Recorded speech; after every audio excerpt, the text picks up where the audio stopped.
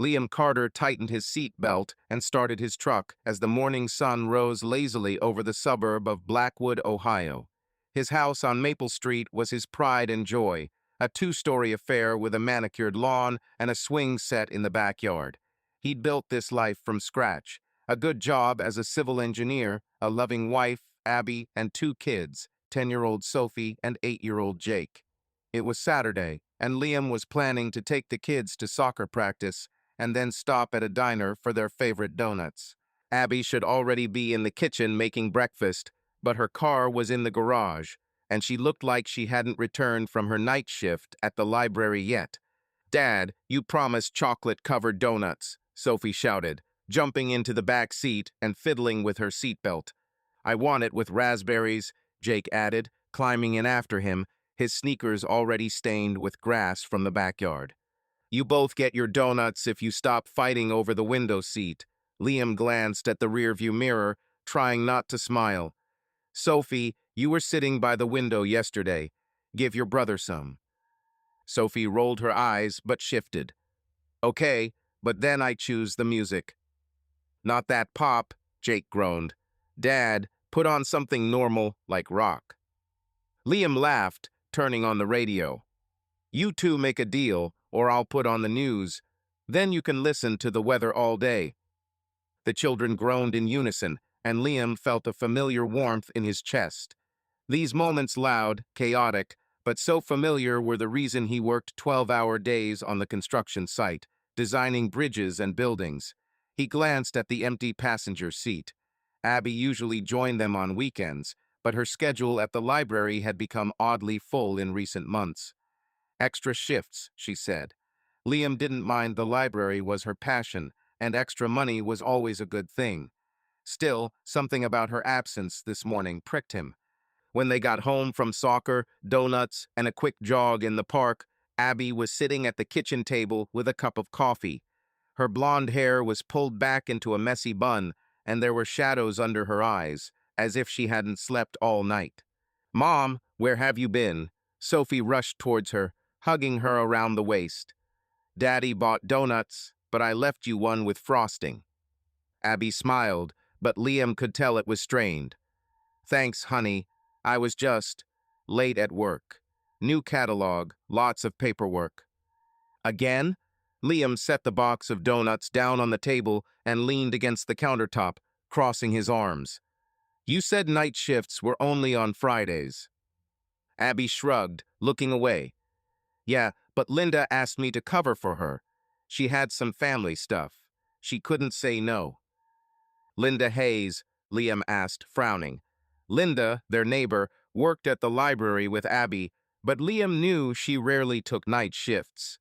She didn't seem to complain about family problems. Tom seemed happy at the football game yesterday. Abby sipped her coffee without looking at him. "Well, you know, everyone has their own thing. I don't interfere in her life."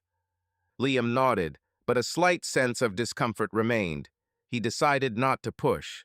Abby had always been a little reserved when it came to work, and he trusted her. They had been married for 12 years, and their marriage had survived everything from financial hardships to sleepless nights with babies. Abby was his rock, his best friend. If she said it was okay, it was okay. "Dad, can I go to Mike's and play?" Jake was already chewing his second donut, crumbs falling onto the floor. "Only if you clean up after yourself," Liam pointed at the crumbs. "And ask your mom if she has plans." Abby waved her hand. "Go ahead, Jake. Just be back for dinner. Sophie, do you want to go somewhere too?" "No, I'll draw." Sophie had already pulled out her pencils and sketchbook, settling down on the sofa in the living room. Liam glanced at Abby, hoping to catch her eye, but she was already glued to her phone. "Abby, are you home tonight? Maybe we could go over to Tom and Linda's tonight. They wanted to come over for a barbecue." "Oh, Liam, I'm tired," Abby sighed, rubbing her temples. "How about another time? I still have to go to the library tomorrow. Claire promised to stop by and help me sort the books." "Claire?" Liam raised an eyebrow. Claire was an old friend of Abby's, but her reputation in town was controversial. Rumor had it that she threw parties that not everyone would go to. She works at the library now? No, she's just helping, Abby answered too quickly, and Liam noticed her fingers tightening around her mug. She's my friend. She wants to be supportive. Okay, Liam nodded, but questions were racing through his head. Claire had never struck him as the type to volunteer to sort books. He decided to change the subject. Okay, then I'll get to the lawn. We need to mow it before it rains. Abby smiled, genuinely this time. You and your lawn. If you loved vacuuming as much, I'd be the happiest wife ever. Hey, I vacuumed last week, Liam grinned, walking up to her and kissing the top of her head. Get some rest. You look like you spent the night cataloging books. Abby laughed, but Liam thought it sounded a little nervous. He went out into the yard, got out the lawnmower, and started working. But his thoughts kept returning to Abby. She had always been the life of the party, loved to have friends over at their house, cook dinner for everyone. But in recent months, she had become distant. Liam had chalked it up to being tired the library, the kids, the daily grind. But now, after her evasive answers, he was starting to wonder. By lunchtime, Claire had indeed arrived. Liam had heard her loud laughter before she had even entered the house.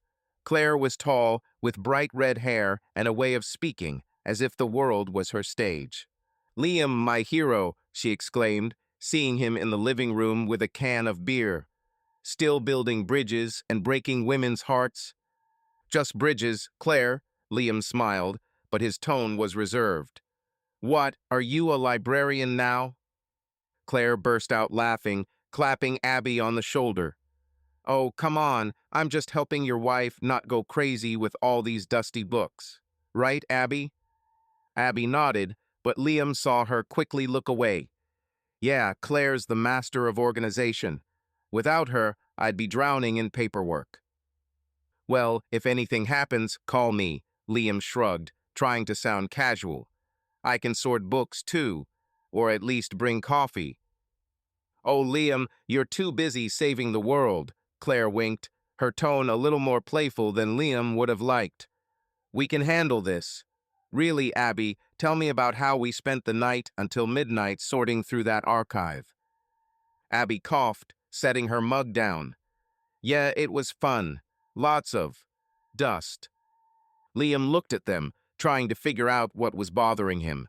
Claire was speaking too loudly, and Abby was speaking too quietly. He decided not to push, but he made a mental note to talk to Abby alone. Maybe she was just tired, or maybe she was hiding something.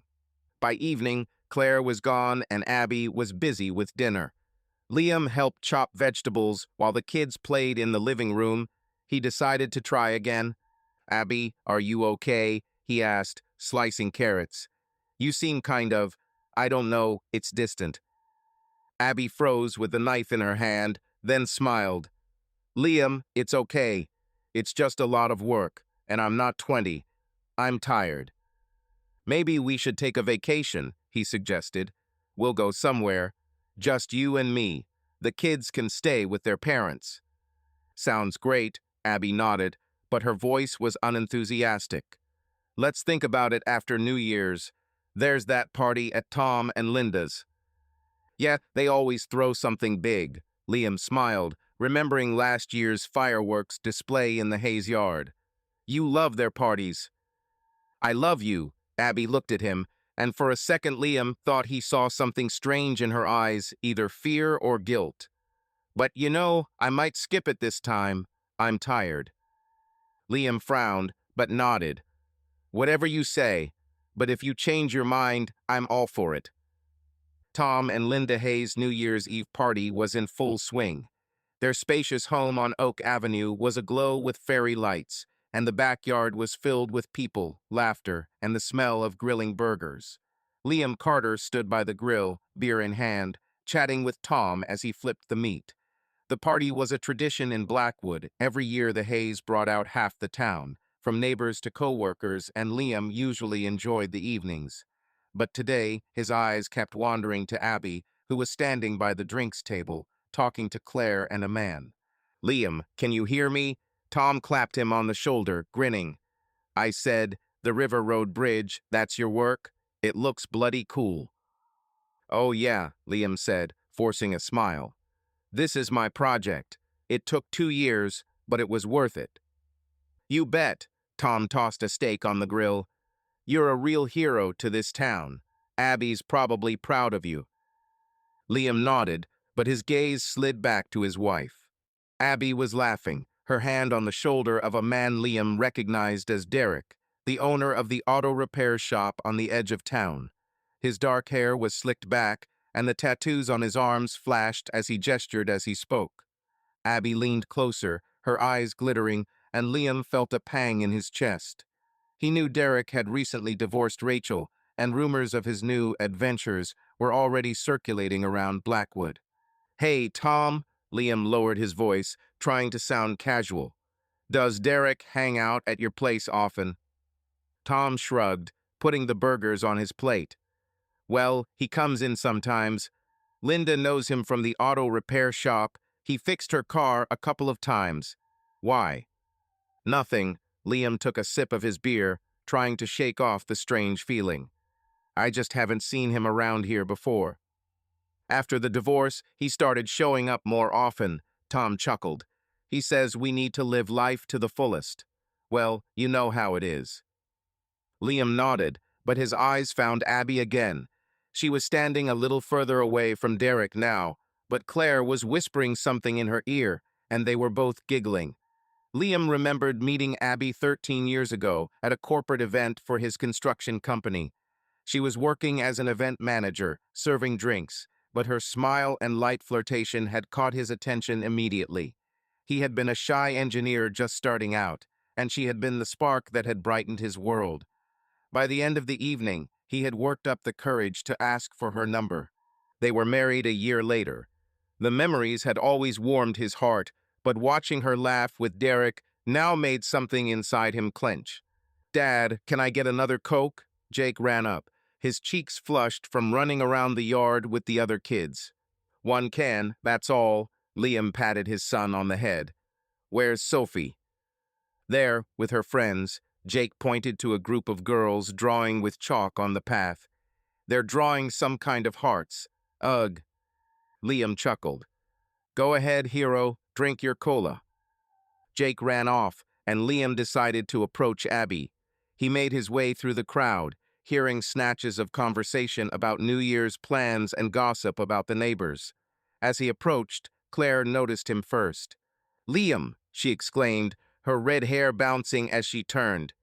"I thought you were going to be hanging out by the grill all evening."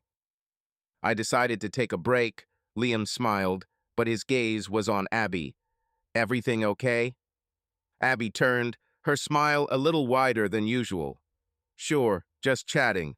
Derek was telling me about his new car. Remember when he fixed up our old Honda?" "Yeah." Liam looked at Derek, who raised his bottle of beer in greeting. "Liam, right?" Derek held out his hand, his voice low and slightly husky. "Nice to meet you. Abby's told me a lot about you." "Really?" Liam shook his hand, trying not to squeeze too hard. "What did she say?" "Well, what are you building bridges for and generally being a big man in town?" Derek smirked, but his eyes lingered on Abby a little longer than Liam would have liked. "She's exaggerating." Liam put his hand on Abby's shoulder, pulling her slightly closer. "I'm just doing my job." Abby tensed under his hand, but then relaxed and smiled. "Liam, don't be modest. You know your bridge is a local landmark now." "Oh, right." Claire clapped her hands. "I saw the pictures in the paper. Liam, you should take us all on a tour sometime." "Maybe sometime." Liam nodded, but his attention was focused on Abby. She was looking away, as if avoiding his gaze. "Abby, do you want to get something to eat? The burgers are ready." "Oh, I'm not hungry." Abby waved her hand. "Maybe Claire and I could dance." Derek promised to show us a few moves. "Dancing?" Liam raised an eyebrow, trying to hide his irritation. "You said you were tired." "Well, a little music wouldn't hurt." Abby shrugged, her tone light, but Liam could hear something artificial in it. Claire, shall we go? Claire grabbed Abby's hand, and they headed toward the makeshift dance floor in the courtyard, where a pop hit was already playing. Derek remained standing next to Liam, sipping his beer. You have a good wife, Derek said, looking at the dancers. She's cheerful. Yeah, Liam squeezed the bottle a little tighter. That's what it is. After the divorce, I realized how important it is to not sit still, Derek continued, as if not noticing Liam's tension. Life is short, you know. You have to take everything from it. Liam nodded, but his mind was elsewhere. He watched Abby twirl with Claire, her laughter echoing across the courtyard. He usually loved her for her energy, the way she could liven up any group. But now her laughter seemed foreign, like it wasn't meant for him. Derek finished his beer and clapped Liam on the shoulder. I'm going to dance, he said. See you there, Liam. Liam watched as Derek joined Abby and Claire. Abby twirled around him, her hand on his shoulder again, and Liam felt a lump in his throat. He remembered the first time they met at the office party. Abby had winked at him as she handed him a glass of wine and wrote her number on a napkin, slipping it into his pocket. He had been so flustered that he had nearly knocked over the table when he realized she was flirting with him. He had felt like the luckiest man in the world then. But now, looking at her with Derek, he couldn't help but feel like something was different. Dad, why are you so serious? Sophie ran up to him, holding a plastic plate of chips. Let's go dancing. Liam forced a smile. Maybe later, sweetie. Go have fun with your girlfriends. Sophie ran off, and Liam went back to the grill, where Tom was pouring beers for the other guests. He tried to focus on the conversation, but his eyes kept drifting to Abby. She was slow dancing with Derek now, their bodies closer than Liam would have liked. He told himself it was just dancing, that he was overthinking it. Abby loved him. She always had. But when the music changed to something faster and Abby stayed close to Derek, Liam felt his heart tighten. By midnight, the party was in full swing. Everyone had gathered in the backyard to watch the fireworks. Liam found Abby in the crowd, standing next to Claire, but Derek was nowhere to be seen. He walked over and put his arm around her waist. Happy New Year, he said quietly, kissing her temple. Happy New Year, Liam, Abby smiled, but her eyes were far away. Sorry, I'm a little off today. Tired. It's okay, Liam squeezed her hand. The main thing is that we're together. Liam Carter pushed his trolley down the aisle of the supermarket, throwing in a carton of milk, a couple of cereals, and a frozen pizza for the kids. It was Monday morning, and he'd decided to pop in after dropping Sophie and Jake off to school. Abby had left for the library before dawn, citing an urgent inventory check. Liam was used to her early departures, but after the New Year's Eve party, where he'd noticed her acting strangely with Derek, a sense of unease had settled in his mind. He tried not to think about it, but the image of Abby dancing with Derek wouldn't leave his mind. Liam, a quiet voice came from behind him. He turned to see Rachel, Derek's ex-wife.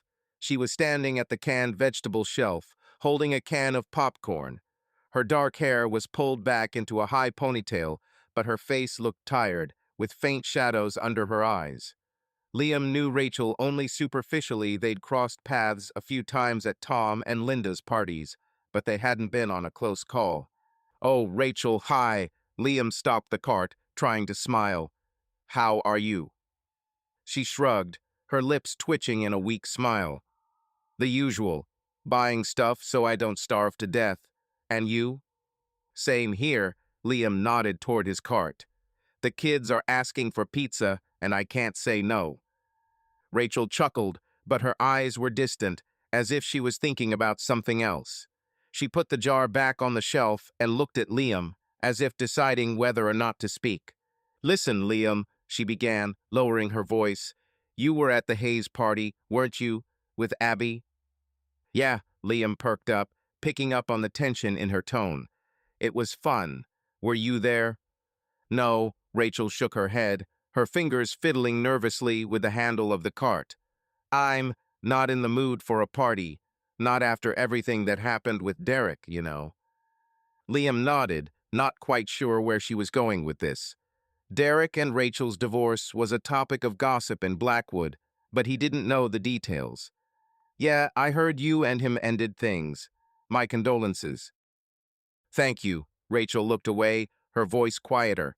Just be careful, Liam. Sometimes people aren't who they seem. What do you mean? Liam frowned, feeling his heart beat faster. Rachel hesitated, her eyes flickering to him and then back to the shelf. Nothing specific.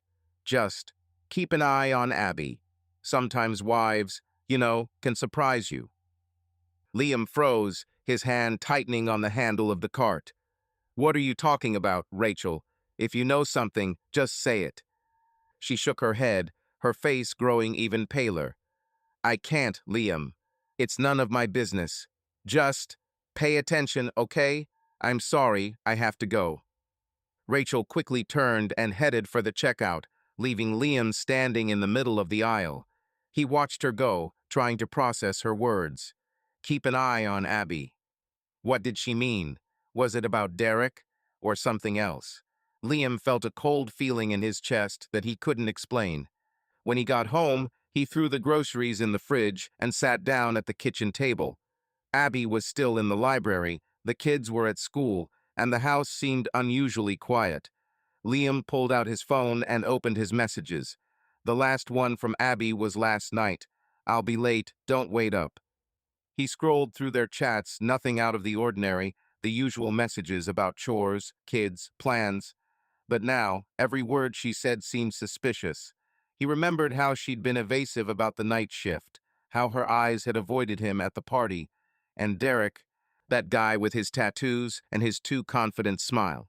Shit, Liam muttered, rubbing his temples. He didn't want to be paranoid. Abby was his wife, the mother of his children. They'd been through so much together. But Rachel's words were haunting him. He stood up and began pacing around the kitchen. He needed a distraction. Liam decided to call Tom to discuss the football match, but the conversation quickly took a different direction.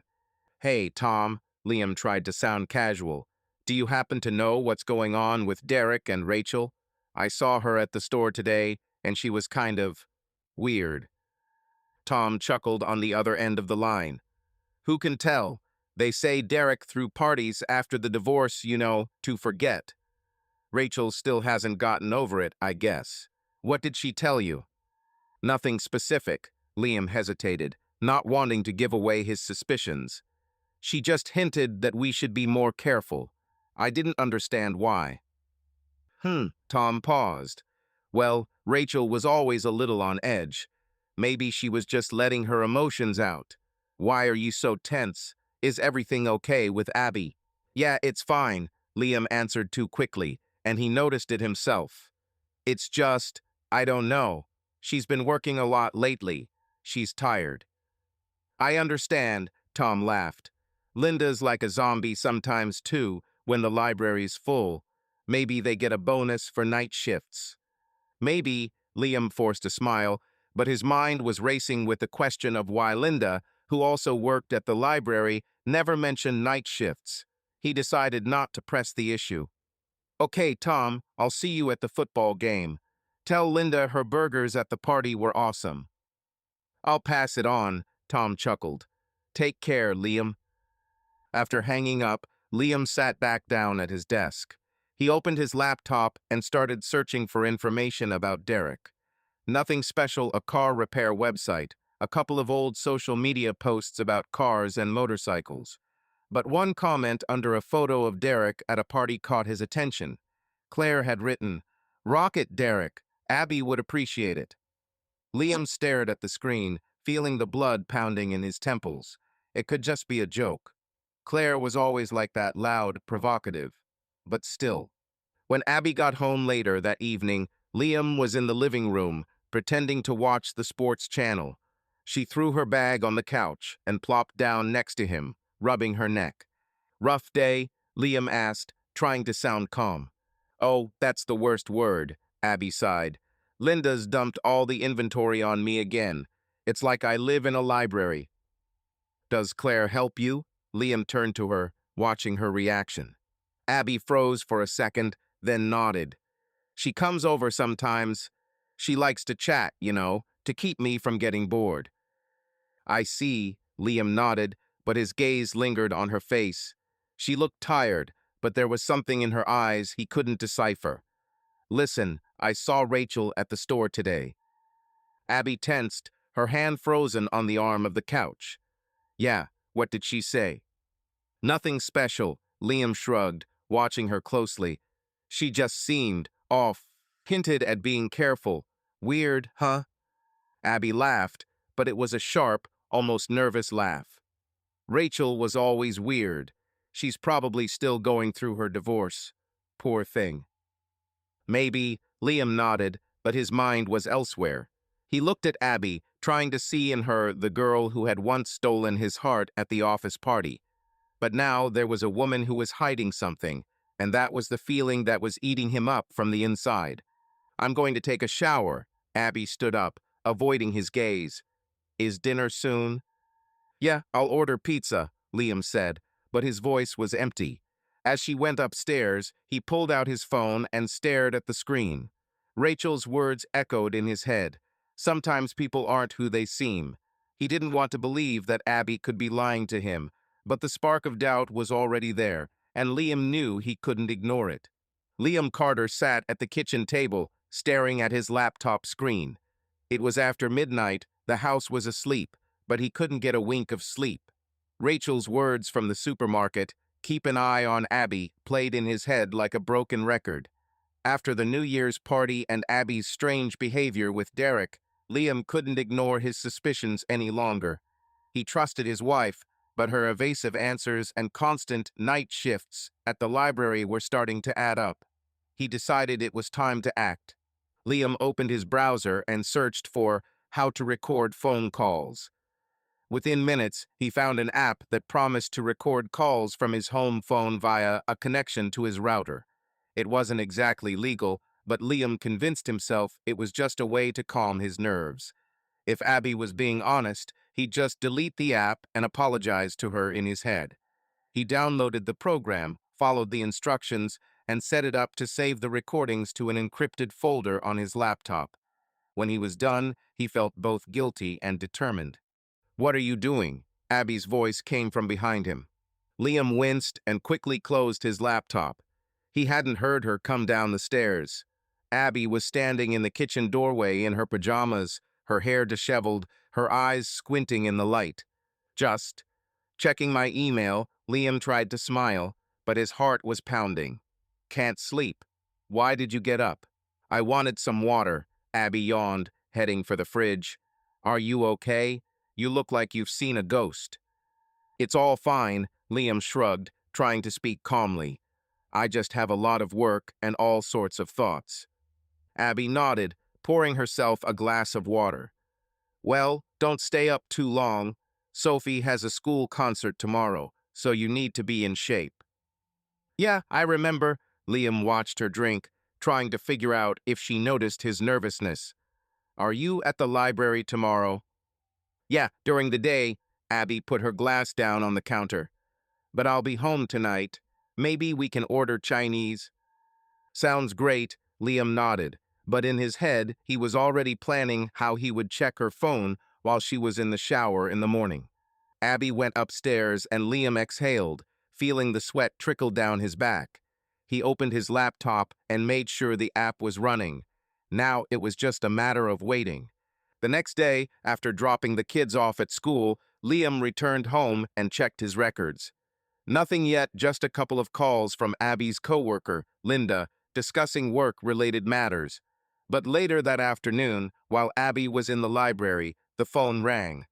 Liam was sitting in the living room, pretending to read the news on his phone, but actually monitoring the notifications from the app. It was Claire.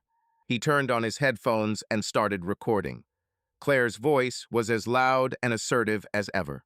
"Abby, are you ready for Friday?" Claire asked, her tone full of enthusiasm.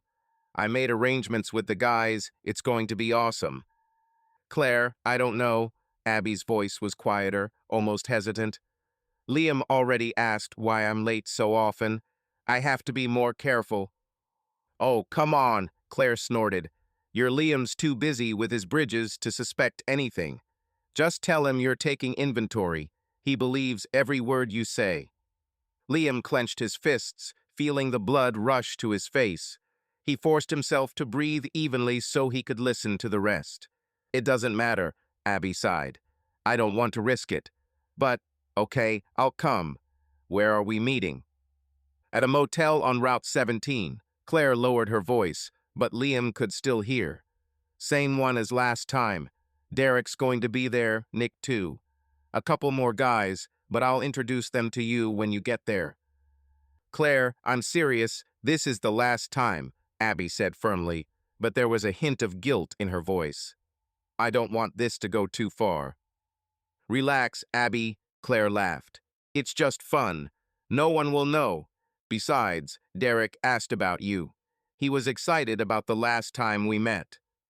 Liam yanked his headphones out, his breathing heavy. He stared at the laptop screen, where the recording was still playing, but he wasn't listening anymore. Derek, Nick, the motel on Route 17. The words burned him like hot iron. He wanted to believe that this was just a friendly get-together, that he'd misunderstood, but Claire had made it clear that there was more to it. Abby, his Abby, was going there, and it wouldn't be the first time. He stood up and began pacing the kitchen, trying to calm himself. Maybe he had it all wrong. Maybe this was just an innocent encounter. But the memories of the New Year's Eve party, Abby dancing with Derek, her hand on his shoulder, her evasive answers, it all added up. Liam felt his world crumbling, but he didn't want to make any hasty decisions. He needed proof. He went back to his laptop and checked Abby's messages on her tablet, which she'd left charging in the living room. He knew the password Sophie's birthday. Liam scrolled through her chats with Claire. Most of the messages were about work, the kids, plans for the weekend, but one from yesterday caught his eye. Derek called, said he wants to do it again. Are you in? Abby's response was short. Maybe, but don't tell Liam. Liam felt his stomach clench. He closed the tablet and sat back in his chair, trying to process what was happening. Dad, why are you so gloomy? Sophie walked into the kitchen, holding a sketchbook. I drew a bridge like yours. Do you want to see it? Liam forced a smile, even though he was seething inside. Sure, sweetie. Show me. Sophie proudly opened her sketchbook, showing a pencil sketch of a bridge similar to the one Liam had spent 2 years working on. Cool, right? I want to be an engineer like you. Very cool, Liam patted her head, trying not to show his emotions. You're great. Go finish drawing, I'll be right there. Sophie ran away, and Liam sat there, staring into space. He didn't want to believe that Abby would cheat on him. They'd been together for 13 years, they had kids, a home, shared dreams. But the conversation with Claire, the texts, her behavior, everything pointed to her hiding something. And Derek, that guy with the tattoos and the smirk, was at the center of it. Abby returned home that evening, throwing her bag on the couch. She looked tired, but Liam noticed that she had put on a little more makeup than she usually did for work in the library. How was your day? He asked, helping her unpack the bag of groceries she had brought. It's fine, Abby shrugged, avoiding his gaze. Just a bunch of paperwork. Linda dumped it all on me again. Linda, huh? Liam nodded, trying not to let his sarcasm show. Does she not work at all? Well, she's busy, Abby hesitated, opening the refrigerator. She's got her own things to do. Okay, Liam looked at her, trying to catch her eye, but she stubbornly looked away. Listen, Abby, are you free on Friday? Maybe we could go out somewhere, just the two of us. Abby froze, her hand frozen on the refrigerator door. Friday? Oh, Liam, I promised Claire I'd help her with something. It's a charity event at the library. A charity event? Liam raised an eyebrow. At a motel on Route 17. Abby turned sharply, her eyes widening. What? No, of course, the library. Who told you about the motel? Nobody, Liam shrugged, watching her reaction. I just thought you mentioned something about meeting Claire. No, you've got it all mixed up, Abby laughed, but her laugh was nervous. It's all in the library, boring paperwork. Liam nodded, but his heart was pounding. She was lying. He knew it, and now he had proof: the recording, the texts, her reaction. He didn't want to believe that his wife, the mother of his children, could be lying to him, but the evidence was too clear. Liam decided it was time to act. He didn't know what he would do, but one thing was certain: he wouldn't let this continue. Liam Carter sat in his truck, parked outside a coffee shop on the outskirts of Blackwood. The engine was off, but his fingers drummed nervously on the steering wheel. After overhearing Abby talking to Claire about the party at the motel on Route 17, Liam couldn't pretend anything was wrong anymore. The suspicions he'd been trying to push away had become a certainty. Abby was cheating on him. The names Derek and Nick had mentioned in their conversations swarmed through his head like flies. He didn't know how far her betrayal had gone, but he knew he had to stop it. Liam pulled out his phone and opened Rachel's contact. Her words in the supermarket, "Keep an eye on Abby," now sounded like a warning he'd ignored for too long. He wrote a quick message: "Rachel, we need to talk. It's important. Can you meet up?" The reply came almost immediately: "Yes, I'll be at Joe's in an hour. Is that okay?" Liam confirmed and started the car, determination silencing the ache in his chest. Joe's was a quiet place with worn leather couches and the smell of freshly brewed coffee. Rachel was already sitting in the corner, holding a latte. Her dark hair was down, and her face looked even more tired than it had in the supermarket. She looked up as Liam walked in and smiled weakly. "Liam," she nodded, gesturing to the chair across from her. "You look like you haven't slept in a week." "Almost." Liam sat down, ordering a black coffee from the waitress. "Thank you for agreeing to meet." "You're welcome," Rachel shrugged, but her eyes were wary. "What happened? You were acting weird at the store, and now you're asking me to meet you. Is this about Abby?" Liam clenched his jaw, unsure where to begin. He trusted Rachel just enough to have this conversation, but he was still afraid to hear the truth. I think she's cheating on me," he finally managed, his voice low, almost a whisper. "And I think it has something to do with Derek." Rachel froze, her fingers tightening around her cup. She looked at Liam, a mixture of hurt and anger flickering in her eyes. "I knew you'd ask questions," she said quietly. "What did you find out?" Liam told her about Abby's conversation with Claire, about the motel, about Derek and Nick. He mentioned her evasive answers, her strange behavior at the party. Rachel's expression grew darker with each word. "Shit, Liam." She leaned back in her chair, rubbing her temples. "I didn't want to be the one to tell you this, but Derek divorced me for a reason. He and Claire, they had parties, not the wine and weather kind. You know what I mean?" Liam felt the blood drain from his face. "You mean swinger parties?" Rachel nodded, her lips pressed into a thin line. "I found out a year ago. Derek thought I wouldn't notice, but it's hard to keep things like that a secret in Blackwood. Claire's been at the center of it all. She's been dragging people to these gatherings, and it looks like Abby's in on it." "Abby?"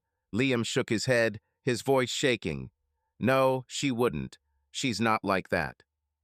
"I thought that about Derek, too," Rachel smiled bitterly. "But people changed, Liam. Or maybe we just didn't really know them." Liam stared into his cup, trying to process what he had just heard. He remembered Abby, her laugh, her soft arms when she'd hugged him after a long day at work. Had it all been a lie? He clenched his fists under the table, feeling the anger begin to push out the pain. "I can't just sit here and wait," he said, looking at Rachel. "She's going to that party on Friday, to the motel on Route 17. I want to expose her." Rachel raised an eyebrow, her gaze sharp. "Expose? Liam, this isn't a game. If you barge in there, there'll be a scandal. And not just for Abby. Are you prepared for the whole town to talk about your family?" "I don't care about the city," Liam raised his voice, but then lowered it when he noticed the waitress looking in their direction. "I want the truth, and I want her to pay for this." Rachel paused, looking at him. Then she nodded slowly. "Okay, I'll help. Not because I like to dig up other people's dirty laundry, but because I know what it's like to be lied to. Derek ruined my life. If Abby's doing the same to you, I don't want her to get away with it. What are you suggesting? Liam leaned closer, his voice full of determination. I know other wives. Rachel lowered her voice. Wives of the guys who will be at this party. Nick, for example, is married to Sarah, a friend of mine. She suspects he's been sneaking around, but she has no proof. If we tell her and the others, they'll want to catch their husbands red-handed. We can arrange for them to burst into the motel at the right moment. Liam frowned. You want to raid? Call it fair, Rachel shrugged, but there was a sparkle in her eyes. If Abby's in there, she can't get away with it. And if the other wives see their husbands, that's their problem. We'll just give them a chance to find out the truth. Liam considered this. The plan sounded risky, but the thought of Abby facing the consequences was too tempting. He imagined her face when she was caught in the act. He wanted her to feel the same pain he was feeling now. Okay, he said finally, I'm in. But how do we organize it? I'll talk to Sarah and a couple of the other girls. Rachel pulled out her phone and started scrolling through her contacts. They don't know about Abby, so I won't mention her, so as not to scare them off. I'll say I heard about the motel from a friend. Do you know the exact time and place? Friday, motel on Route 17, Liam nodded. Claire said they'd start around 8 o'clock. Great, Rachel quickly typed out a message. I'll tell them to be there by 8:30. You and I can stop by a little later to make sure everything is on track. But Liam, she looked him in the eye, are you sure you're ready for this? If we do this, there's no going back. Liam swallowed, feeling his resolve at war with the last of his love for Abby. He remembered her smile, their first night together, the birth of Sophie and Jake. But then he remembered her lies, her evasive glances, her hand on Derek's shoulder. He couldn't live in ignorance any longer. I'm sure, he said firmly. I want to know the truth, and I want her to answer for it. Rachel nodded, her face turning serious. Then get ready. Friday's going to be tough. They finished their coffee, discussing the details. Rachel promised to keep him updated, and Liam agreed to keep an eye on Abby to make sure she didn't change her plans. His heart was pounding as he left the cafe, but it wasn't just fear or pain anymore. It was determination. He didn't know what he'd find at the motel, but he was prepared for whatever happened. At home, Liam pretended everything was business as usual. When Abby returned from the library, he helped her with dinner, joked with the kids, but kept an eye on her the whole time. She seemed a little more tense than usual, but said nothing about Friday. Liam decided not to press. He already knew what she was planning, and that was enough. Dad, will you come to my game on Saturday? Jake asked, munching on spaghetti over dinner. Of course, champion, Liam smiled, but his thoughts were far away. I won't miss it. Abby looked at him, her eyes soft, almost guilty. You're great, Liam, always making time for the kids. I try, he shrugged, but his voice was colder than he intended. And you? Will you be late again on Friday? Abby hesitated, fiddling with her napkin. Yeah, I guess. Claire asked me to help with a project. Nothing special. Okay, Liam nodded, hiding the storm inside. He knew she was lying, and now he had a plan to prove it. Liam Carter woke up Friday morning with a heavy feeling in his chest. Today was the day his plan with Rachel was going to work. He'd spent the entire day keeping it together, pretending nothing was happening, but inside he was torn apart by anger and fear. Abby's conversation with Claire about the party at the motel on Route 17, her evasive looks, her lies, all of it confirmed his worst suspicions. Today he was going to catch her red-handed, but to do so he had to play his part perfectly. Liam got up earlier than usual while Abby was still asleep. He went down to the kitchen, made coffee, and started making breakfast for the kids.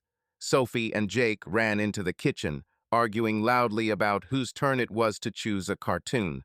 Dad, Jake watched his stupid Batman yesterday. Sophie crossed her arms, her curls bouncing with indignation. It's my turn today. And your Rapunzel is for little kids, Jake grimaced, climbing onto a chair. Dad, tell her. Okay, both of you, that's enough. Liam set plates of toast and eggs in front of them. Pick something you both like, or I'll put on a documentary about bridges. And trust me, it's boring. The kids groaned in unison, and Liam couldn't help but smile. These moments with Sophie and Jake were his anchor, the thing that kept him afloat even now, when his marriage was falling apart. He glanced at his watch. Abby would be down soon. He had already decided how he would play his part, feigning illness, giving her an excuse to leave for the party without suspicion.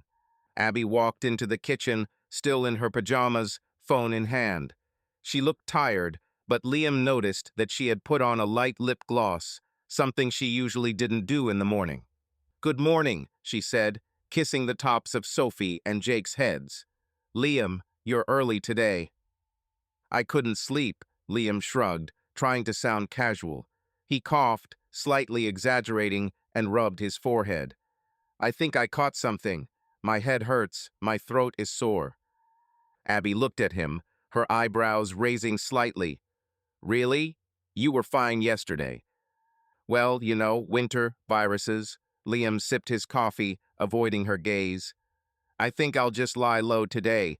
Don't want to fall apart before the weekend." "Maybe we should see a doctor." Abby sat down at the table, her voice sounding concerned, but Liam could hear a slight tension in it. "I can take the kids to school if you're not feeling up to it." "Yeah, that would be great." Liam nodded, coughing again for emphasis. "I'll take my pills and go to bed. Are you in the library today?" Abby hesitated, fiddling with the handle of her mug. "Yeah, this afternoon, and I'll probably meet Claire tonight. She asked me to help with something." "Claire again," Liam smiled, but his eyes were watching her reaction. "You two are practically inseparable." "Well, she's a friend," Abby shrugged, quickly looking away. "Nothing special. Just chatting." Liam nodded, hiding the storm inside. He knew she was lying, and her words only strengthened his resolve. After breakfast, Abby packed up the kids and left, but Liam stayed home. He pulled out his phone and texted Rachel. "Everything is going as planned. Abby is going to a party. Are you ready?" A minute later, she replied, "Sarah and 2 other wives are on board. We'll be at the motel by 8:30. Where will you be?" Liam replied, "I'll be there later. Keep me posted." He walked around the house, making sure everything was ready. The recordings of Abby's conversations with Claire were saved to his laptop, and he copied the messages from her tablet to a flash drive. If the plan worked, he would have enough evidence to show her. But the thought of seeing Abby with another man tore at his heart. He still loved her, despite everything. But love couldn't drown out betrayal. By lunchtime, Liam had laid down on the couch, covering himself with a blanket to maintain his sick guy appearance. He even heated up a hot water bottle and applied it to his forehead to simulate a fever in case Abby got home early. When she came into the house around 3 in the afternoon, he pretended to be asleep, snoring lightly. "Liam," Abby walked over to the couch, her voice quiet. "Are you okay?" "It's shit." Liam opened his eyes, feigning weakness. "I think I have the flu. My head is splitting." Abby sat down next to him, her hand on his forehead. "You're warm. Maybe you could take some pills. We have some ibuprofen." "Already accepted." Liam coughed, trying to sound convincing. "I think I'll just sleep it off. Are you leaving tonight?" Abby nodded, her eyes distant. "Yeah, just for a little while. Claire asked me to stop by. I'll be back by midnight, okay?" "Sure." Liam forced a smile. "Have fun. Just don't catch my flu." Abby laughed, but it was strained. "I won't. I'll call if anything happens. Get some rest." She went upstairs to change, and Liam lay staring at the ceiling. His plan was simple. Let Abby go, wait for Rachel and the other wives to break into the motel, and then drive up later to see for himself. He didn't know how he would react when he saw the truth, but he knew he couldn't live with a lie. By 6 o'clock, Abby came downstairs, wearing jeans and a dark green sweater. Liam noticed that she had put on a little more makeup than usual, and that her perfume was something she only wore for special occasions. It pricked him, but he said nothing. "I'm going." Abby leaned over and kissed his forehead. "Call me if anything happens. The kids are at Linda's, so I arranged for them to spend the night." "Thank you," Liam nodded, clutching the blanket. "Take care." As the door closed behind her, Liam threw off the blanket and stood up. His heart was pounding and his hands were shaking. He pulled out his phone and checked the text from Rachel. "All set. Sarah, Kate, and Laura will be at the motel at 8:30. I'll be there with them." "Where will you be?" Liam responded. "I'll be around the corner. Let me know when it starts." He put on his jacket, grabbed the keys to his truck, and walked out the door. On the way to the motel, Liam tried to calm himself. He turned on the radio, but the music was just too irritating, so he turned it off. Memories swirled in his head. Abby laughing while they painted Sophie's nursery, her hugging him after a hard day at work, dancing at their wedding. But those images were replaced by others: her hand on Derek's shoulder, her evasive answers, her lies. Liam gripped the steering wheel so hard his knuckles turned white. He parked a half-mile from the motel, in a dark alley where his truck wouldn't attract attention. The clock said 8:15. Rachel texted, "We're there. Waiting." Liam turned off his phone and stared at the road. He knew Abby was already on Mid-Evie with Claire and Derek and the others. He imagined her there, laughing, flirting, and it tore him apart inside. But he had to see it for himself. He had to know. "I'm sorry, Abby," he muttered, looking up at the dark sky. "But you chose this." Liam started the engine and drove slowly towards the motel, preparing for something that would change his life forever. Abby Carter parked her Honda in the parking lot of a motel on Route 17, trying not to look at the peeling sign that flashed vacancy. The motel was on the outskirts of Blackwood, surrounded by old pine trees and a deserted road. She turned off the engine and looked at herself in the rearview mirror. Her lips painted darker than usual, and the light makeup couldn't hide the tension in her eyes. Abby took a deep breath, trying to convince herself that this was just a get-together with friends, nothing serious. But deep down, she knew it was a lie. She got out of the car, adjusted her green sweater, and headed for room 12, where Claire was waiting. Abby had told Liam she'd be back by midnight, but she still felt a pang of guilt. He was home, sick, and she was here in a motel with Claire and the others. Abby shook her head, pushing the thoughts away. This was the last time she promised herself. Just a little fun to shake things off, and then she'd go back to her normal life: wife, mother, librarian. Claire opened the door as soon as Abby knocked. Her red hair was down and her short black dress barely covered her hips. "Abby, finally!" Claire grabbed her hand and pulled her inside. "I thought you were going to change your mind." "I can still do that," Abby smiled weakly, looking around the room. It was a typical cheap motel room: threadbare carpet, a double bed with a rumpled blanket, a table with plastic cups and cheap whiskey. Derek and Nick were sitting on the couch in the corner, both holding beers. Two more men Abby didn't recognize were standing by the window, talking quietly. "Relax," Claire winked, handing her a glass of whiskey. "It's just a party. Drink up and everything will be easier." Abby took the glass but didn't drink, holding it in her hand like a talisman. "Claire, I'm serious. I'll be gone in an hour. Liam's home. He's sick." "Oh, he's asleep on pills." Claire waved her hand, her voice slightly hoarse from the drink. "Don't be a bore. Derek, tell her." Derek rose from the couch, his tattooed arms glinting in the dim lamplight. He smiled at Abby, and she felt her cheeks warm. "Abby, you're too tense," he said, stepping closer. "We're just going to have fun. No one will know." "I know." Abby looked away, her fingers tightening around the glass. "But this is the last time. I don't want this to become a habit." "Of course, the last one," Nick chuckled from the couch, his blonde hair falling into his eyes. "You say that every time." Abby gave him an irritated look. I'm serious, Nick. I have a family. Everyone here has families. One of the strangers at the window, a stocky guy with a beard, laughed. Relax, no one will run to ring the bell. Claire turned on the music on the portable speaker, and the room filled with the rhythm of some pop hits. She grabbed Abby's hand and pulled her toward the center of the room. Stop whining and let's dance. Abby reluctantly swayed to the music, trying not to think about Liam, about the kids, about what she was doing here. Derek joined them, his arm sliding around Abby's waist, and she didn't pull away. It was part of the game, she told herself. Just dancing, just having fun. But her heart was pounding, and not just from the music. You look beautiful today. Derek leaned toward her ear, his voice low. Green suits you. Thank you, Abby smiled, but her smile was forced. She felt on the edge between wanting to run and being tempted to stay. Claire was already dancing with Nick, her arms wrapped around his neck, her laughter loud and carefree.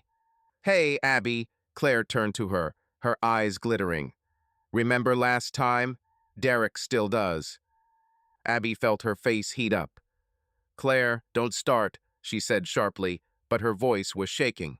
Oh, come on, Claire giggled, winking at Derek. Everyone knows you're the star of the evening. Abby set the glass down on the table, her hands shaking slightly. I said I'd leave early. Don't start. Derek raised his hands in surrender. Okay, no pressure. Just relax, okay? Abby nodded, but the atmosphere in the room was growing increasingly tense. The music was blaring, the alcohol was flowing, and the conversations were becoming more frank. Nick and the bearded guy were arguing about something, their voices drowning out the music. Claire was now sitting on the second stranger's lap, her laughter ringing out across the room. Abby felt like an outsider, but something was holding her in place, a mix of guilt, adrenaline, and a desire to forget. She glanced at her watch, 8:25. Just a little bit more, and she would leave, she promised herself. But when Derek came up to her again, offering her another drink, she didn't refuse. The glass in her hand seemed the only thing keeping her grounded in reality. Abby, are you okay? Derek looked at her, his eyes attentive but slightly mocking. You look like you want to run away. I'm fine, Abby forced a smile. Just tired, long week. I understand, Derek nodded, but his hand went back to her waist. But you're here to rest, right? Abby opened her mouth to reply, but her words were drowned out by a loud knock on the door. The room went silent. Claire slid off her companion's lap, frowning. Who is it? She hissed, looking at Derek. Pizza delivery, maybe, Nick chuckled, but his voice was unsure.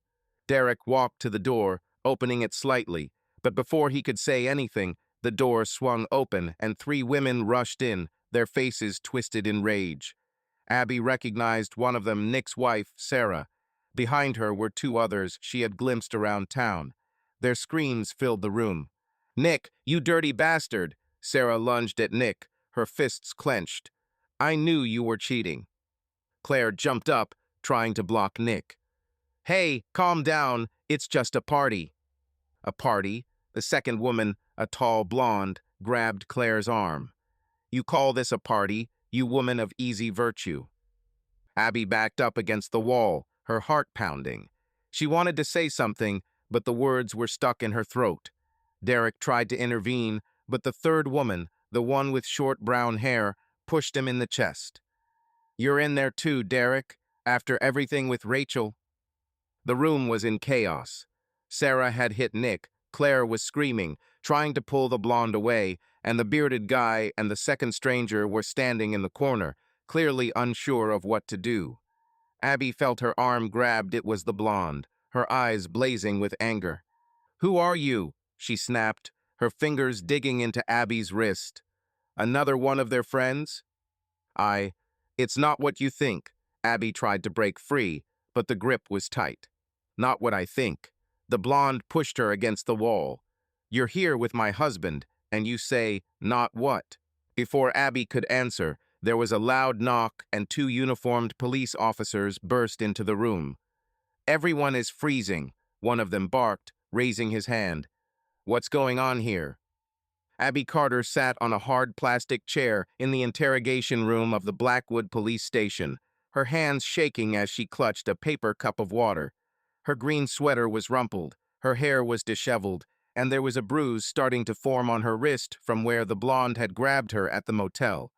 The chaos that had erupted in room 12 was still vivid in her mind. The screams of angry wives, the pushing and shoving, the angry looks. The police had burst in just as things were getting out of control, and now Abby, Claire, and the rest of the partygoers were trapped inside the station, awaiting their fate. She didn't know what would happen next, but the feeling of her life falling apart was unbearable. The door opened and a policeman walked in, a stocky man with a tired face and a notepad in his hand. "Mrs. Carter," he began, sitting down opposite her. "Tell me what happened at the motel." Abby swallowed, trying to collect her thoughts. "It was just a party." Her voice shook. "My friend Claire and I were meeting some friends. Drinking, dancing. Then these women burst in and started screaming. I don't know why." "Just a party?" The cop raised an eyebrow, flipping through his notebook. "The motel neighbors called us because of the noise. They say there was more than just dancing, and the wives who barged in claim they found their husbands with inappropriate company." Abby felt her face heat up. "I don't know what they were thinking. I was just there with friends. This is a misunderstanding." The policeman nodded, but his eyes were skeptical. "Okay, we'll interview the others. For now, you stay here. And Mrs. Carter, your husband is already at the station. He wants to talk to you." Abby froze, her heart skipping a beat. "Liam, is he here?" "Yes." The policeman stood up, adjusting his belt. "He's in the hall. I'll bring him in, but first you need to sign a couple of papers." Abby nodded, though her insides were screaming with panic. Liam was here. How did he know? She told him she was going to Claire's, that it was just a meeting. Had he been following her? Or had someone told her? Her mind was racing as the police officer left the room. She looked down at her hands, the bruise on her wrist brightening in the lamplight. Her stomach clenched in fear, but she still hoped she could explain everything to Liam. Maybe he'd believe it was just a stupid party. A few minutes later, the door opened again and Liam walked in. His face was stony, his eyes colder than ever. He held a folder of documents in his hand. Abby stood up, her voice shaking. "Liam, it's not what you think." "Sit down, Abby." His voice was quiet, but firm as steel. He sat down across from her, placing the folder on the table. "I don't want to hear your excuses. I know what happened at the motel." Abby felt her throat tighten. "Liam, please, let me explain. It was just a party. Claire invited me, I didn't think." "You didn't think," Liam interrupted, his voice growing louder. "You didn't think I'd find out, or that it would get to the point where you'd get arrested for fighting in a motel with a bunch of guys?" "It's not like that." Abby shook her head, her eyes filling with tears. I just wanted to take my mind off it. It didn't mean anything." Liam opened the folder and pulled out a few sheets of paper. "These are transcripts of your conversations with Claire. I installed the app on my home phone. And this," he threw a printout of the messages on the table, "is your correspondence. Derek wants to do it again. Are you in?" "That doesn't mean anything, Abby." Abby stared at the papers, her breathing becoming ragged. You were following me? And you lied to me." Liam leaned closer, his eyes blazing with anger. "How many times, Abby? How many times did you go to these parties? With Derek, with Nick, with who else?" "Liam, Abby covered her face with her hands, tears streaming down her cheeks. "It was a mistake. I didn't mean to hurt you. I love you." "You love me?" Liam chuckled, his voice full of bitterness. "You love me, but you spend your nights in a motel with other men. Do you even realize what that looks like?" Abby was silent, her shoulders shaking. She wanted to explain, to say that it had just been a stupid crush, that she was going to stop, but the words stuck in her throat. Liam was right, she had lied, and now everything was ruined. "Here," Liam pushed the folder toward her. "These are the divorce papers. I already talked to the lawyer. You can sign them now or later, but this is it, Abby." "Divorce?" Abby looked up, her voice barely audible. "Liam, no, please. We can fix this. For Sophie, for Jake." "Don't you dare mention the kids." Liam slammed his fist on the table, making her flinch. "Were you thinking about them when you were running to Derek? When you were lying to me about the library?" Abby closed her eyes, tears streaming down her face. She knew she couldn't make excuses. Everything she'd done had been a mistake, but it was too late now. "Liam, I swear it was the last time. I wanted to stop." "The last time?" Liam shook his head, his voice quieter but still hurt. "I trusted you, Abby. 12 years. I thought we were family. And you ruined it all." He stood up, gathering his papers. "I'll leave this with the lawyer. The police will let you go soon. The fine has already been paid. But don't go home. I don't want to see you." "Liam, wait." Abby reached out to him, but he stepped back, his face unreadable. "Goodbye, Abby," he said and walked out, leaving her alone in the room. Abby sank into her chair, her hands shaking. She could hear the police officer talking to someone outside the door, but her thoughts were in chaos. Liam knew. He knew everything. And now he was gone, taking their family, their life with him. She remembered his face when he first held Sophie, his smile at their wedding. It all seemed so far away now. Half an hour later, the officer returned, telling her she was free to go, but she had been issued a ticket for disorderly conduct. Abby nodded, barely listening. She walked out into the precinct hallway where Claire was waiting, sitting on a bench with a slight grin despite the black eye. "Well, my friend, we're in trouble," Claire chuckled, adjusting her hair. "Who would have thought that these chickens would put on such a circus?" Abby looked at her, her voice empty. "Liam knows, Claire. He filed for divorce." Claire paused, her smirk fading. "Damn. Seriously, how did he know?" "He was following me." Abby looked down, her voice shaking. "Recording my calls. He knows everything." Claire whistled, but her tone was more annoyed than sympathetic. "Well, that's his problem. Men always are. Come on, we need a drink after all this." "Are you serious?" Abby looked at her, her eyes filling with tears. "My life is falling apart and you're thinking about drinking." "Hey, don't start." Claire raised her hands. "You went there yourself. I won't hurt you." "Forced." Abby turned away, anger mixing with despair. She knew Claire was right, it had been her choice. But now she has lost everything. She walked out of the station, her steps heavy. It was cold outside, and she wrapped her arms around herself, trying to stay warm. In the distance, she saw Liam's truck pulling out of the parking lot. Rachel was sitting next to him, her dark hair flashing in the window. Abby froze, realizing that Rachel might have played a role in this revelation. And in that moment, she knew her world would never be the same. Abby Carter sat in the solitary confinement cell of Blackwood Police Station, leaning against the cold concrete wall. Her wrist ached from the bruise and her cheeks still burned from crying. The conversation with Liam in the interrogation room, his cold gaze and words about divorce tore her apart inside. She could still see the folder with the documents he had placed on the table in front of her, and his face full of pain and anger. Abby closed her eyes, trying to push the memories away, but they came back again and again.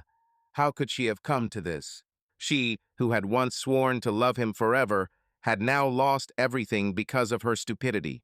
The cell door clanged shut, and the same policeman who had questioned her earlier entered.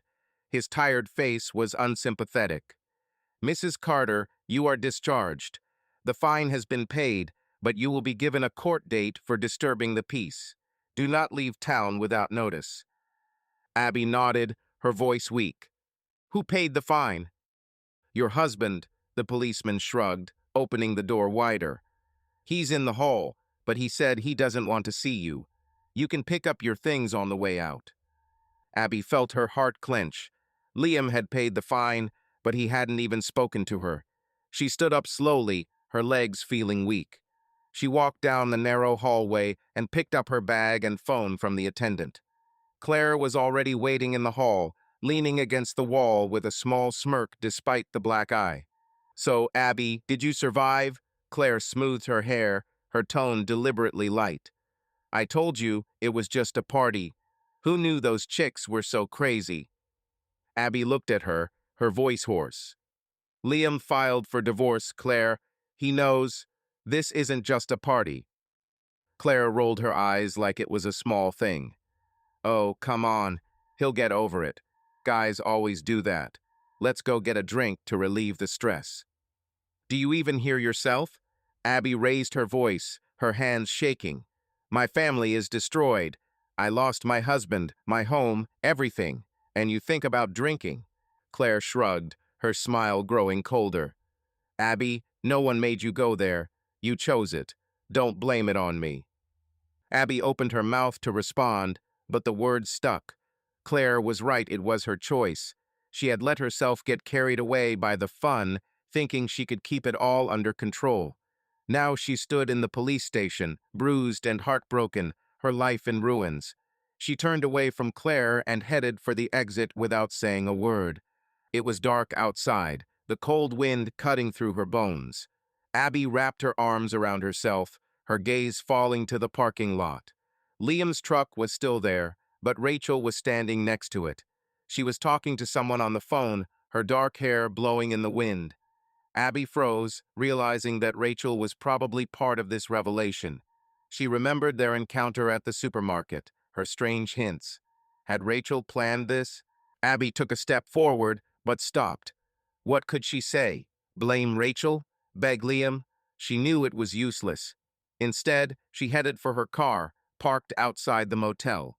The keys were still in her purse, but when she got behind the wheel, her hands were shaking so much she couldn't get the key into the ignition. She leaned back in the seat, closing her eyes. She had nowhere to go. Liam had made it clear she wasn't to come home. Her parents lived in another state, and calling them and explaining what she'd done was beyond her strength. She pulled out her phone and opened her messages. The last one from Liam was yesterday. "Rest, don't catch my flu." Abby smiled bitterly. He was faking illness to lure her into a trap. She scrolled through their old messages, jokes, weekend plans, photos of Sophie and Jake. It all seemed so distant now. She typed a message. "Liam, please give me a chance to explain. I love you." But her finger hovered over the send button. What good was it? He'd seen the recordings, heard her conversations with Claire. She hit delete and tossed the phone into the passenger seat. At that moment, there was a knock on the window. Abby jumped and turned around. It was Rachel, her face serious, but there was a spark of satisfaction in her eyes. Abby rolled down the window, her voice tired. "What do you want?" "Nothing." Rachel crossed her arms, her tone cold. "Just wanted to make sure you were okay. Liam said you could go to your parents. He left you some money in the account." "Money?" Abby laughed, but it was bitter. "He thinks money will fix this. You helped him, right? You told him about the motel." Rachel didn't look away. "I didn't tell him anything he didn't already know. You gave yourself away, Abby. Your calls, your texts. Liam's not stupid." Abby gripped the steering wheel, her nails digging into her palms. "You're just getting revenge for Derek. You think that makes you a better person." "This isn't about revenge," Rachel shook her head. "This is about the truth. I know what it's like to have your world crumble because of a lie. Liam deserved to know, and you know that." Abby was silent, her eyes filling with tears. She wanted to scream, to hit Rachel, but deep down she knew Rachel was right. She was the one who had destroyed her family. Rachel stood there for a second, then turned and walked toward Liam's truck. Abby watched her get in and felt her heart break completely. She started the engine, but she didn't know where to go. Home was close to her, and the motel now seemed like the place where her life had fallen apart. She thought of Sophie and Jake, their laughter, their hugs. How would she explain it to them? What would she say when they asked why her mother didn't live with them anymore? Tears streamed down her cheeks, but she didn't wipe them away. She simply drove forward into the darkness, unsure of what to do next. Meanwhile, back at the station, Claire sat in another cell, chatting with a guard through the bars. "Hey, officer, this is all a misunderstanding." Her voice was playful despite the bruise. "We were just hanging out. Those women attacked us." The guard chuckled, still staring at his phone. "Tell that to the judge, miss. Do you have someone to pay your fine?" Claire shrugged. "I'll find someone. I always do." Abby didn't see it, but she knew Claire would get out of this, as always. She had fallen into this trap because of Claire, because of her persuasion, her just have fun. But now, sitting in the car, Abby knew there was no point in blaming Claire.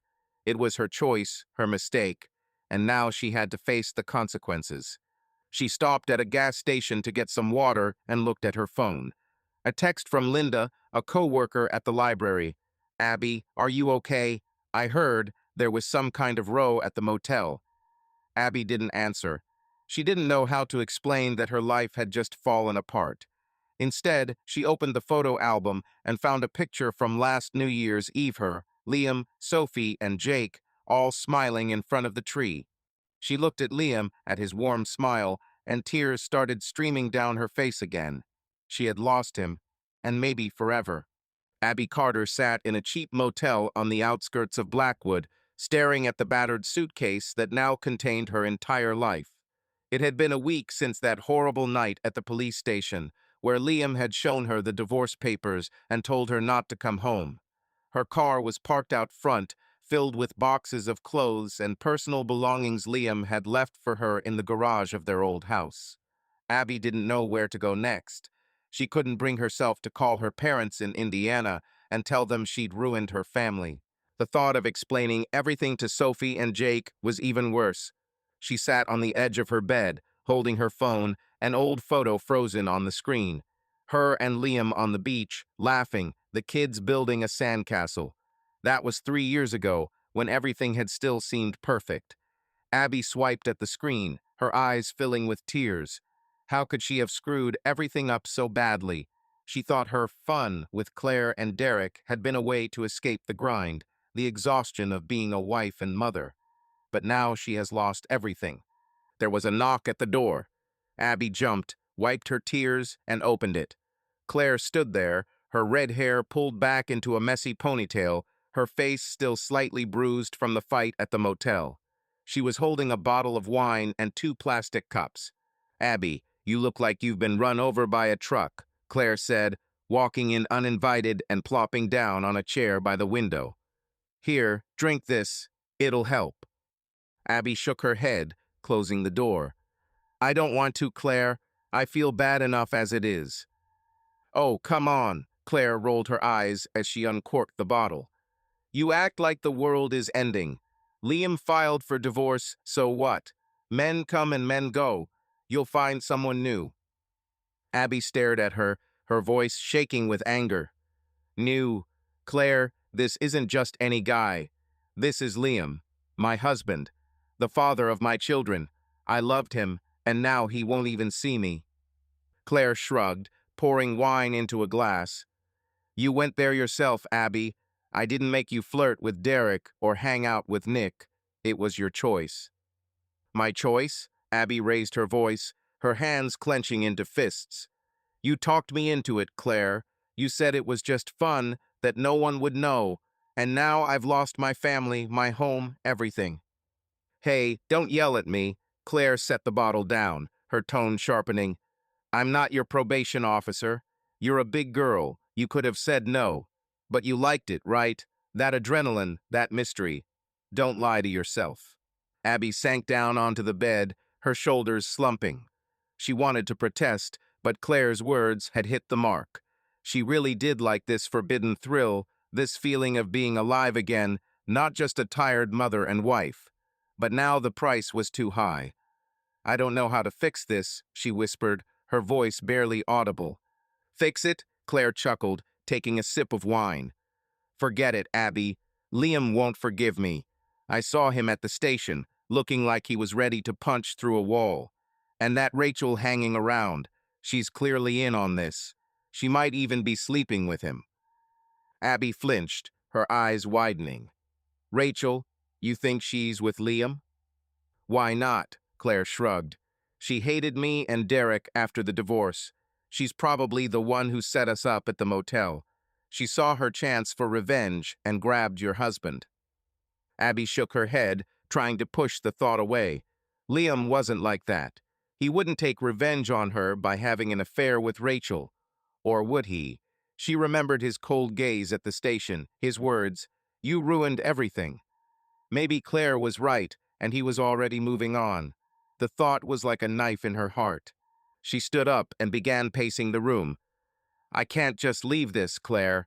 I have to talk to him. Explain. For the kids. The kids, Claire rolled her eyes. Abby, Sophie, and Jake will survive.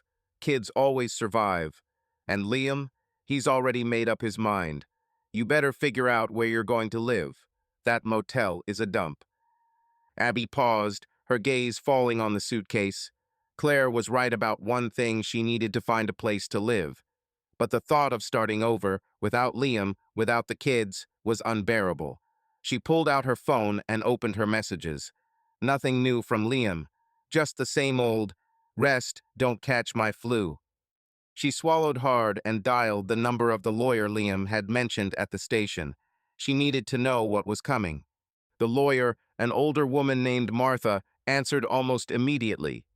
"Mrs. Carter, I've been expecting your call."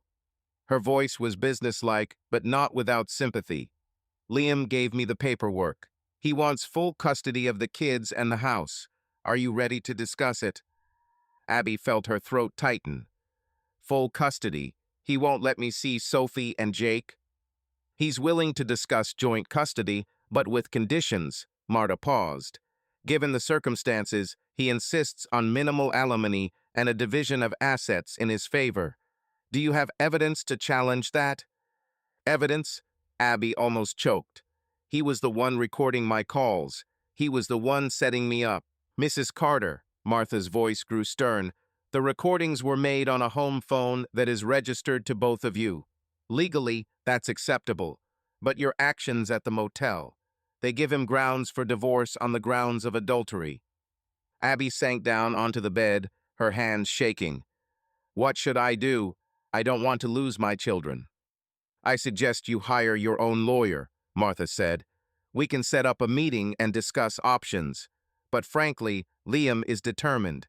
You need to be prepared for a tough process. Abby hung up, her eyes filling with tears again. She looked at Claire, who was finishing her glass of wine.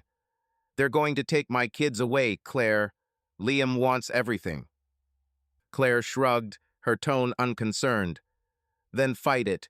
Get a lawyer, make up a story. Say you were set up. People will believe it. No one will believe it, Abby shook her head. The whole town already knows. I saw people whispering in the supermarket yesterday.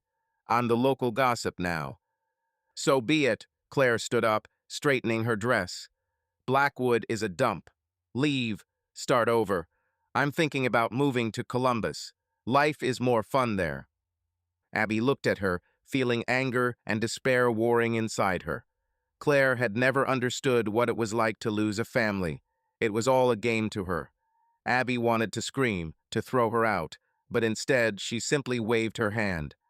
Go away, Claire. I need to think. Claire snorted, but obediently headed for the door. As you wish. Call me if you change your mind about the wine. When the door closed, Abby was alone. She opened her suitcase and pulled out an old t-shirt of Liam's that he had accidentally put in her things. She pressed it to her face, inhaling the familiar scent. Tears streamed down her cheeks, but she didn't try to stop them. She remembered Liam holding her after Jake was born, how he built a swing for Sophie in the backyard. She loved him, despite everything. But now he was lost to her, and it was her fault. Liam Carter stood at his living room window, looking out over the empty lawn on Maple Street. It had been a week since that night in the motel when his world had been turned upside down. The divorce papers had been filed, Abby had moved out, and Sophie and Jake were asking questions he didn't know how to answer. He'd told them his mom had gone to stay with her grandma for a while, but their confused looks tore at his heart. Liam tried to hold on for the kids, but inside he was empty. The anger at Abby was still simmering, but the pain was worse: the betrayal, the loss of the woman he'd loved for over a decade. There was a knock at the door. Liam turned, expecting to see Tom or Linda, who often popped in to check on him. But Rachel stood there, holding a cardboard box with the logo of a local pizza place on it. Her dark hair was pulled back into a loose bun, and her face looked slightly less tired than it had the last time they had met at the police station. "Hey," Rachel smiled weakly, picking up the box. "I thought pizza would be better than another casserole from the neighbors. Can I come in?" Of course, Liam stepped back, letting her through. "Thank you. The kids will love it." Rachel walked into the living room, setting the pizza on the coffee table. "How are Sophie and Jake? I heard they stayed at Linda's for a couple of days." "Yeah," Liam nodded, sitting down on the couch. "I don't know how to explain it to them yet. They're asking about Abby, and I don't want to traumatize them." Rachel sat down next to me, her eyes soft but serious. "I understand. When Derek left, I didn't know how to tell my sister, much less the kids. But Sophie and Jake are smart. They'll know if you're lying." "I know." Liam rubbed his face with his hands, his voice hoarse. "It's just, how do you tell your kids that their mom, that she ruined our family?" Rachel paused, looking at the pizza box. "I've been through this, Liam. When I found out about Derek and his parties with Claire, I felt like an idiot. I thought it was my fault for not being a good enough wife. But then I realized it was his choice, not mine." Liam looked at her, his brow furrowing. "Do you really think this isn't your fault? I keep wondering what I could have done differently. Maybe I was working too hard, not noticing her. Maybe if I'd—" "Stop," Rachel raised her hand, her voice firmer. "Don't do this, Liam. You didn't make Abby lie to you. You didn't make her go to those parties. It was her choice, and she knew what she was doing." Liam nodded, but his eyes were full of pain. "I can still see her in front of me, the Abby I met at the office party. She was like a spark, and now I don't even know who she is." Rachel placed a hand on his shoulder, her touch light but warm. "I know how much it hurts. When Derek confessed, I felt like I lost a part of myself. But Liam, you're stronger than you think, and you have Sophie and Jake. They'll help you through this." Liam looked at her hand, then into her eyes. There was a sincerity in them that touched him. Rachel wasn't just sympathetic, she understood his pain because she'd been through the same betrayal herself. He felt a strange sense of relief talking to her, as if someone had finally heard him. "Thank you, Rachel," he said quietly, "for everything. For helping me at the motel. For sitting here with me and keeping me from going crazy." "You're welcome," Rachel smiled, but her smile was sad. "I know what it's like to be alone when everything is falling apart. If it weren't for my friends, I'd probably still be hiding in my apartment." "You? Hiding?" Liam smiled weakly. "You don't seem like the type to give up." "Oh, believe me, I gave in," Rachel laughed, leaning back on the couch. "There were days when I didn't even want to get out of bed. But then I thought, what the hell? Derek isn't worth me ruining my life, and Abby isn't worth yours." Liam nodded, her words slowly sinking into his head. He was still angry at Abby, but talking to Rachel gave him something new, a feeling that he wasn't alone. "Maybe you're right. It's just hard to think about the future, especially with kids." "I understand." Rachel opened the pizza box, her voice lighter. "But you know what? Start small, like this pizza. Invite Sophie and Jake over for a movie night. They love that, right?" "Yeah," Liam smiled, remembering the kids arguing over which movie to watch last weekend. "Jake for Spider-Man, Sophie for Frozen. It's a war every time." "Ha, classic," Rachel chuckled. "Let them take turns choosing. Just be there. It's more important than you think." Liam nodded, feeling the tension in his chest ease a little. He stood up to call out to the kids who were playing in the backyard. "Sophie, Jake, the pizza's on the table." The kids ran into the living room, their voices filling the house with noise and laughter. Sophie grabbed a piece of pepperoni, and Jake started whining about wanting more cheese. Rachel watched them with a smile, and Liam noticed how her presence made the moment a little easier. She wasn't trying to fill the void Abby had left, but her support was like a ray of light on a dark day. "Rachel, stay," Jake said, munching on pizza. "You know what movie is cooler?" "Oh, I'm on Team Spider-Man," Rachel winked, and Jake nudged his sister triumphantly. "See, Sophie, even Rachel agrees," Jake grinned. "That's not fair," Sophie pouted, but her eyes were laughing. "Dad, tell me Frozen is better." Liam laughed, feeling almost normal for the first time in a week. "I pass, guys. You choose, and I'll be the judge." Rachel stayed over for the evening, and the four of them settled on the couch, watching Spider-Man while Sophie protested. Liam looked at his children, at Rachel joking with them, and for the first time in a long time, he felt like maybe he could move on. Not right away, not easily, but with the support of people like Rachel, he could at least try. When the movie was over and the kids had gone to bed, Rachel turned to leave. Liam walked her to the door, his voice quiet. "Thanks for coming. It means a lot." "Don't thank me," Rachel smiled, adjusting her bag on her shoulder. "If anything happens, call me. I'm serious. We both know what it's like when everything falls apart. You don't have to go through this alone." Liam nodded, watching her walk to her car.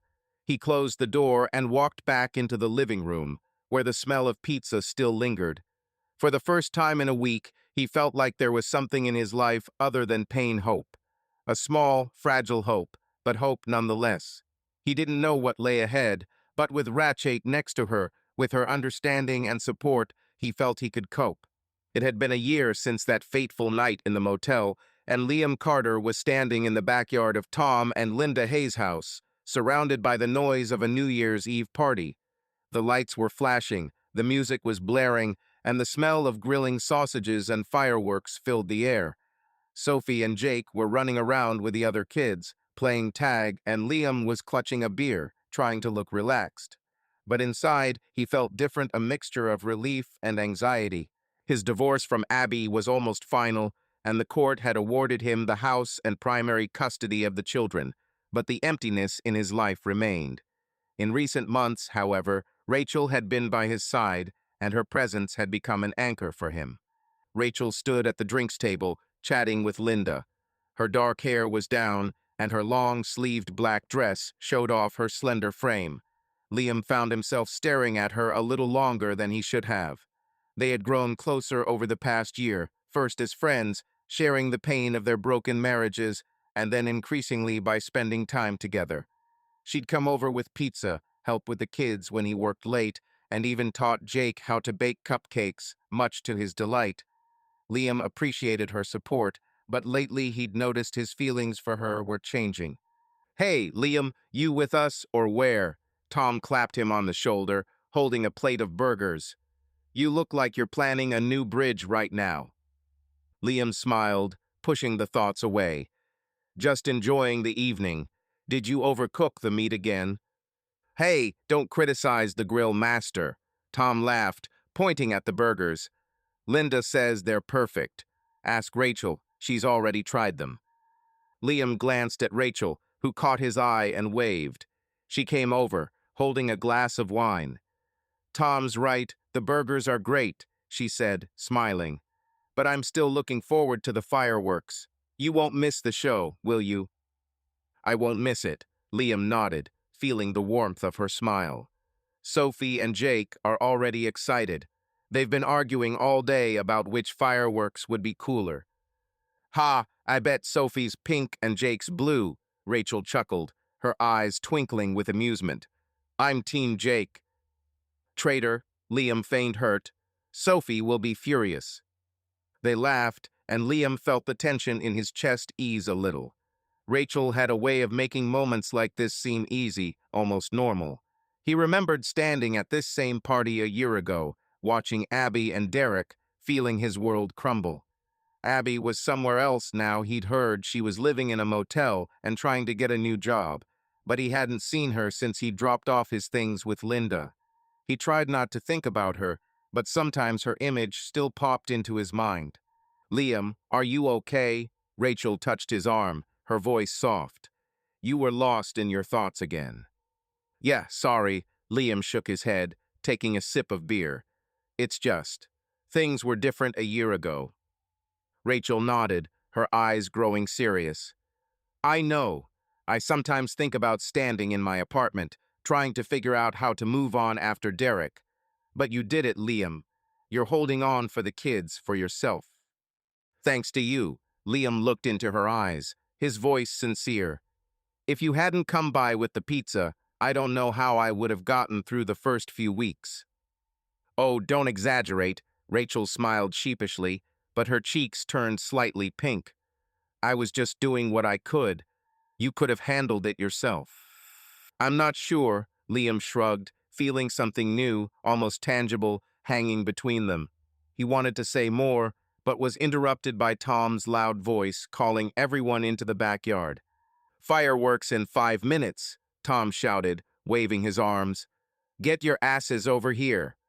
Sophie and Jake ran up to Liam, their eyes shining with excitement. "Dad, let's go." Jake tugged at his sleeve. "I want blue fireworks." "And I'm pink," Sophie stamped her foot, crossing her arms. Rachel laughed, winking at Liam. "See? I told you so." They joined the crowd gathered on the lawn. The music stopped, and everyone began the countdown. Liam stood next to Rachel, feeling the warmth of her shoulder next to him. As the sky lit up with the first bursts of fireworks, the crowd gasped and the children screamed in delight. Liam looked at Rachel, her face illuminated by the multicolored lights, and suddenly he felt alive for the first time in a year. "Happy New Year, Liam," Rachel said, turning to him. Her eyes were shining, and before he could respond, she suddenly leaned in and kissed him. It was a light, almost hesitant kiss, but it caught Liam off guard.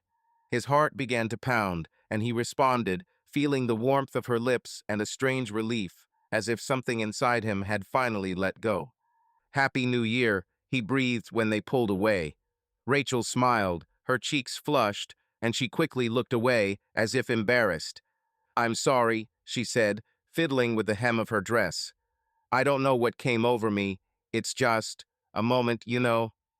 "It's okay," Liam smiled, his voice soft. "It was a good moment." They stood there in silence, watching the fireworks, until Sophie ran up, tugging Liam's arm. "Dad, did you see them? The blue ones are cooler." "No, pink." Jake jumped up on the other side, and they started arguing again. Rachel laughed at the children. "I guess I'm the one being judged," she said, winking at Liam. "But I'm still all for blue." Liam looked at her easy smile, at the way she joked with the kids, and felt like for the first time in a long time he wasn't thinking about Abby. This kiss, this moment with Rachel, it was something new, something that scared him, but also gave him hope. He didn't know where this would lead, but for the first time in a year, he didn't feel broken. As the party continued, Liam noticed Linda wink at Rachel, as if she was in on a secret. He decided not to ask questions for now. But when Rachel took his hand to dance to a slow song, he didn't resist. Her touch was warm, and he allowed himself to forget the pain of the past year for a moment. "You don't have to dance if you don't want to," Rachel said, her voice quiet, almost shy. "I want to," Liam smiled, looking into her eyes. "I want to be with you." She smiled back, and they spun to the music, surrounded by laughter and the light of the fireworks. Liam didn't know what would happen next, but at that moment he felt like maybe his life was starting to get better. Abby Carter sat in the corner of a crowded Joe's, clutching a mug of cold coffee. Outside, Blackwood was preparing for another New Year's Eve party at Tom and Linda Hayes's, but to Abby, the evening was just another reminder of what she'd lost. It had been a year since that night in the motel when her life had fallen apart. Her divorce from Liam was final. He'd gotten the house and primary custody of Sophie and Jake, and she'd been left with little contact with the kids and a tiny apartment on the outskirts of town that she rented on her salary as a bookstore assistant. Abby stared at her reflection in the dark window pale, dark circles under her eyes, hair pulled back into a messy ponytail. She felt like a shadow of the woman she'd once been. She hadn't planned on going to the Hayes party, but Linda had insisted, calling her that morning. "Abby, come over," she said softly. "It's New Year's, everyone needs a little joy." Abby agreed, even though she knew she'd run into Liam. She still hoped she could talk to him, explain, maybe even get some of what was once there. But deep down, she knew it was nearly impossible. When Abby walked into the Hayes house, she was greeted by familiar noises, laughter, music, the smell of grilling meat. She immediately spotted Sophie and Jake running around with the other kids in the backyard. Her heart ached with the urge to go over and hug them, but she resisted. Liam had set strict boundaries. She could only see the kids on a schedule, and today was not her day. Abby grabbed her glass of juice and walked to the corner, trying not to attract attention. "Abby?" Linda appeared next to him, her smile warm but cautious. "Glad you came. How are you?" "It's fine," Abby shrugged, her voice quiet. "Thanks for calling. I don't know why I'm here." "To see people," Linda put her hand on her shoulder. "You're part of this town, Abby, no matter what. Don't hide." Abby nodded, but her eyes were already searching for Liam. She found him by the grill, chatting with Tom. He looked better than she expected. His shoulders were back, his smile seemed genuine. And then she saw Rachel standing next to him, wine in hand, laughing at something Liam had said. Abby felt her stomach clench. Rachel. Of course she was here.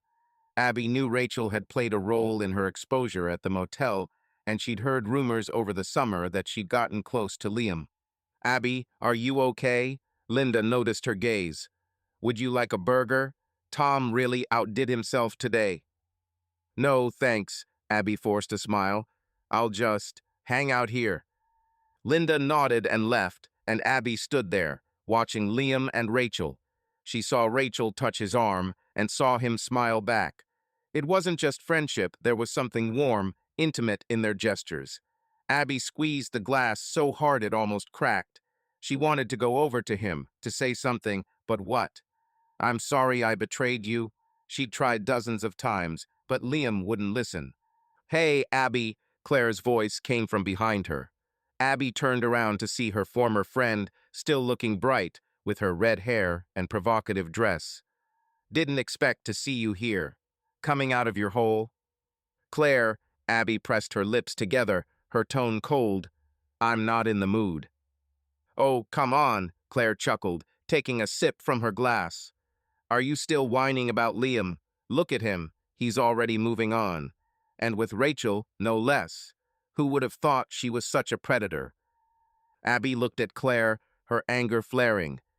"You got me into that motel, Claire. If it weren't for you, I wouldn't have." "Don't start," Claire raised her hand, her voice sharpening. "I didn't make you. You wanted this, Abby. You liked the thrill, the secret. Don't dump your problems on me." Abby turned away, tears stinging her eyes. She knew Claire was right, but that didn't make it hurt any less. She looked back at Liam and Rachel, who were now dancing to a slow tune. Their movements were careful but close, and Abby felt her heart break. She remembered how she and Liam had danced at their wedding, how he'd whispered to her that he loved her. Now he was dancing with someone else, and she couldn't blame him. "Abby, let's go dance." Claire grabbed her hand, but Abby pulled away. "No," she said sharply, "I don't want to." "Suit yourself." Claire shrugged and walked toward the group of men at the bar, her laughter echoing across the courtyard. Abby watched her go, feeling the loneliness wash over her. Claire hadn't changed, she still lived her carefree life, uncaring of the consequences. But Abby couldn't do that. She'd lost too much. As the countdown to midnight began, the crowd gathered on the lawn, preparing for the fireworks. Abby stood to the side, her eyes darting between Liam and the kids. Sophie and Jake were screaming in excitement, pointing at the sky, but they didn't notice her. She wanted to go over, but she was afraid Liam would stop her. And then she saw it. Rachel leaned over and kissed Liam right in front of everyone. It was a short, almost tentative kiss, but Liam responded, his hand coming to rest on her waist. Abby felt her breath catch in her throat. She turned away, unable to watch. 10, 9, 8. The crowd counted in unison, and Abby felt tears streaming down her cheeks. She wiped them away with her sleeve, trying not to draw attention to them. As the fireworks lit up the sky, she looked at Liam and Rachel, who were now standing closer, their hands intertwined. Abby knew this was the end. She had been trying to get Liam back all year, writing letters, calling, even showing up at the house, but he had been relentless. Now, seeing him with Rachel, she knew he was moving on, and she was being left behind. Abby, Linda appeared next to her voice full of sympathy. Maybe we should go inside? It's quieter there. No, Abby shook her head, her voice hoarse. I better go. Thanks, Linda. She turned and walked toward the exit, her steps heavy. Outside, she paused, looking up at the dark sky where fireworks were still going off. She remembered standing at this same party a year ago, hoping Liam would forgive her. But now that hope is gone. She had lost him, her children, their home. All she had left was guilt and emptiness. Abby pulled out her phone and opened the text from Sophie that morning. Mom, are you coming to the party? I drew you a card. Abby didn't respond, afraid that Liam wouldn't let her see the kids. She clutched the phone, tears dripping onto the screen. She knew she had to find a way to move on, but she had no idea how. Blackwood, once her home, was now a place where everyone knew of her shame. And at the center of that shame was her, the woman who had destroyed her family for a moment of pleasure. Subscribe to our channel so that your love doesn't cheat on you, and go ahead and listen to the next story, because this story is nothing compared to the next one. If you're under 18, don't even think, click to the next one.